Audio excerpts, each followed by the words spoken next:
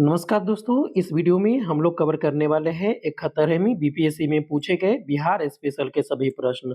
और बिहार स्पेशल के जितने भी प्रश्न पूछे गए थे वो सभी हम लोग इसमें कवर करेंगे।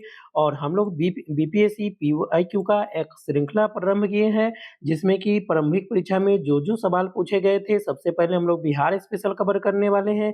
क्योंकि आप लोग को पता है कि बिहार स्पेशल के 30 प्रश्न पूछे जाते हैं, लगभग लगभग 25 से 30 प्रश्न पूछे जाते हैं। तो 30 में कम से कम आपको जो है, आपको 22 से ऊपर 24-25 तो आपको सही करना ही होगा, तभी जाकर के आपका रिज़ल्ट होगा। तो आइए हम लोग एक-एक करके शुरू करते हैं कि कौन-कौन से प्रश्न पूछे गए थे और क्या आपके लिए इम्पोर्टेंट है। तो बिहार के किस जिला में सोना पाया जाता है, ठीक है?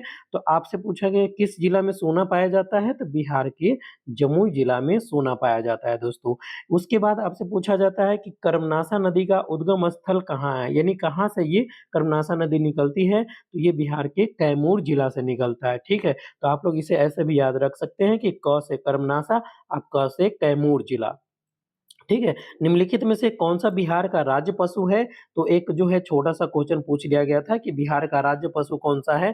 तो आपका सही उत्तर हो जाएगा कि बिहार का राज्य पशु कौन-सा हो जाएगा? तो बैल हो जाएगा। ठीक है दोस्तों? तो चलिए हम लोग आगे बढ़ते हैं। सो नेक्स्ट प्रश्न पूछा गया है कि बिहार में किसान सभा के प्रमुख नेता कौन थे? यानी बिहार में किसान सभा के प्रमुख नेता स्वामी सहजानंद सरस्वती थे। स्वामी सहजानंद सरस्वती ने ही सबसे पहले बिहार में किसानों को संगठित करने का काम किया था, तो ये काफ़ी इम्पोर्टेंट है, आप लोग याद रखिएगा। और नेक्स्ट पूछा गया है कि निम्नलिखित में से यानी कौन-सी बौद्ध संगति बिहार में आयोजित नहीं हुई थी? ध्यान दीजिएगा, इसमें पूछ रहा है कि कौन-सी बौद्ध संगति बिहार में आयोजित नहीं हुई थी, तो आपका सही उत्तर हो जाएगा कि चतुर्थ बौद्ध संगति बिहार में आयोजित नहीं हुई थी। आप सभी जानते हैं कि पहला जो है पहला, दूसरा और तीसरा बौद्ध संगति ये आपको बिहार में ही हुआ था, जिसमें कि पहला आपको राजगीर में हुआ था, राजगृह में, और दूसरा जो है आपको वैशाली में हुआ था, और तीसरा जो है आपको पाटलिपुत्रा यानी वर्तमान पटना में हुआ था। जबकि चौथा जो बौद्ध संगति है, ये आप लोग को बता दें कि जो चौथा बौद्ध संगति है, ये आपको कुंडलवन कश्मीर में हुआ था, कुंडलवन कश्मीर में हुआ था। तो ये इस प्रकार से चारों बौद्ध संगति को आप लोग याद रखिएगा। चलिए, एक बहुत ही वीवीआई प्रश्न है, क्योंकि ये काफ़ी चर्चा में रहता है, ये हमेशा चर्चा में रहता है कि कोसी नदी में काफ़ी बाढ़ आता है, बिहार का शोक भी कोसी को कहा जाता है। तो कोसी नदी के पानी को, कोसी नदी में जितने पानी एक्स्ट्रा है यानी ज़्यादा पानी है, उसको जो है कोसी मेची लिंक परियोजना नाम से जो है बनाया गया है। अब कोसी के पानी को यानी मेची नदी में भेजा जाएगा। कोसी के पानी को कहाँ भेजा जाएगा? तो मेची नदी में भेज दिया जाएगा। तो इससे यानी इससे कौन-कौन से, इस परियोजना से कौन-कौन से जिले बिहार के लाभान्वित होंगे? तो आप देखिए, सबसे पहले अररिया और पूर्णिया, ठीक है? तो अररिया और पूर्णिया लाभान्वित होंगे, और किशनगंज और कटिहार, तो 4 जिले इससे मुख्य रूप से लाभान्वित होंगे। अ, अररिया, पूर्णिया, ठीक है, किशनगंज और कटिहार, तो ये 4 जिले के नाम आप लोग याद रखिएगा। ये खतरे में पूछा था, आगे भी पूछा जा सकता है।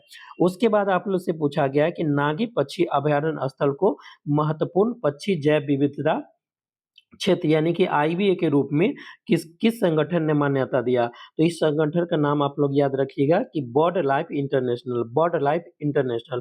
वैसे आप लोग को बता दें कि ये जो आपको नागी पक्षी अभयारण्य है, वो नागी और नकटी दोनों पक्षी अभयारण्य आपको बिहार के जमुई जिला में है, ठीक है? बिहार के कौन से जिला में है?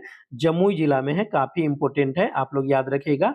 इसके साथ ही ये जो आपको नागी और नकटी जो है अभयारण्य है, इसको आप लोग याद रखिएगा, जमुई जिला में है, और ये जो है आपको रामसर साइट भी घोषित किया जा चुका है।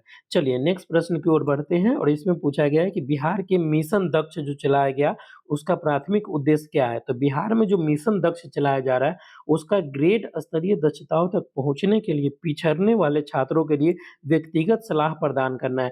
यानी कि जो बच्चे पढ़ाई में कमज़ोर हैं, तो उसको व्यक्तिगत रूप से सलाह दिया जाएगा, ठीक है? तो चलिए नेक्स्ट प्रश्न की ओर बढ़ते हैं। किस कांग्रेसी नेता ने 1918 में बिहार की यात्रा की, ताकि होम रूल लीग गतिविधियों को बल मिल सके, यानी कि इसको बढ़ावा मिल सके? तो इसके लिए आप जानते हैं कि एनी बेसेंट जो है होम रूल लीग आंदोलन के ये संस्थापक है। एनी बेसेंट और तिलक दोनों थे, लेकिन 19 पूछा गया है आपसे कि 1918 में बिहार की यात्रा कौन करी थी? तो एनी बेसेंट जो है बिहार की यात्रा करी थी। काफ़ी इम्पोर्टेंट प्रश्न है, आप लोग याद रखिएगा। चलिए नेक्स्ट प्रश्न की ओर बढ़ते हैं। सो देखिए नेक्स्ट प्रश्न जो है आपसे पूछा गया है चंपारण कृषि कमेटी के संबंध में, ठीक है? कि चंपारण कृषि कमेटी के संबंध में आपसे प्रश्न पूछा गया है। सो देखिए इस प्रश्न में आपसे क्या कहा जा रहा है कि चंपारण कृषि कमेटी की नियुक्ति किसके बीच समझौता के बाद हुआ था? यानी कि चंपारण कृषि कमेटी बनी थी, तो इसमें भारतीय सरकार और गांधी जी के बीच एक समझौता हुआ था, जिसके आधार पर ये कमेटी बनाई गई थी। चलिए नेक्स्ट प्रश्न देखते हैं कि विक्रम पुलिस थाने के अंतर्गत राष्ट्रीय ध्वज को फहराते समय किसको गोली मारा गया था? ठीक है? तो इनका नाम था गोरखखरी के रंगनाथ शर्मा, ठीक है? इनका नाम याद रखिएगा रंगनाथ शर्मा और ये कहाँ के थे? तो ये गोराखरी के थे, ठीक है? तो ये काफ़ी इम्पोर्टेंट प्रश्न है, इसको आप लोग याद रखिएगा। चलिए हम लोग नेक्स्ट प्रश्न देखते हैं।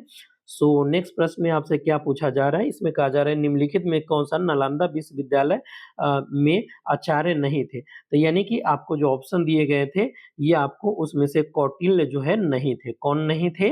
तो कौटिल्य नहीं थे, क्योंकि कौटिल्य जो है तक्षशिला विश्वविद्यालय से संबंधित थे, तो ये जो है आपको नालंदा विश्वविद्यालय से संबंधित नहीं होंगे। चलिए नेक्स्ट प्रश्न की ओर बढ़ते हैं और नेक्स्ट प्रश्न में देखते हैं कि क्या पूछा जा रहा है। सो देखिए अगले प्रश्न में पूछा जा रहा है कि बिहार के निम्नलिखित समाचार पत्रों में से किसका प्रकाशन सबसे पहले किसका प्रकाशन हुआ था? तो ये प्रश्न जो है इससे पहले बीपीएससी के द्वारा कभी नहीं पूछा गया था। इसका नाम है पटना हरकारा, तो ये काफ़ी इम्पोर्टेंट हो जाता है। इसको आप लोग याद रखिएगा, पटना हरकारा इसका नाम है, पटना हरकारा, पटना हरकारा, पटना हरकारा। निम्नलिखित में से कौन-सा देखिए नेक्स्ट प्रश्न पूछा गया है, निम्नलिखित में से कौन-सा पार्क अभयारण्य बिहार में बाघ परियोजना के अंतर्गत आता है?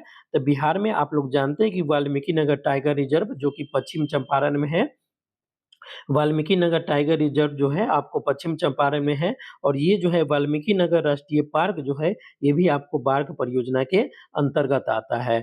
ठीक है? तो आप लोग इसको याद रखिएगा। बिहार में नालंदा विश्वविद्यालय की पुनर्स्थापना कब हुआ? तो इसका जो पुनर्स्थापना हुआ था, ये आपको 2014 में हुआ था। ये आप लोग याद रखिएगा, ये बहुत ही इम्पोर्टेंट प्रश्न है। चलिए, आगे बढ़ते हैं, नेक्स्ट प्रश्न देखते हैं।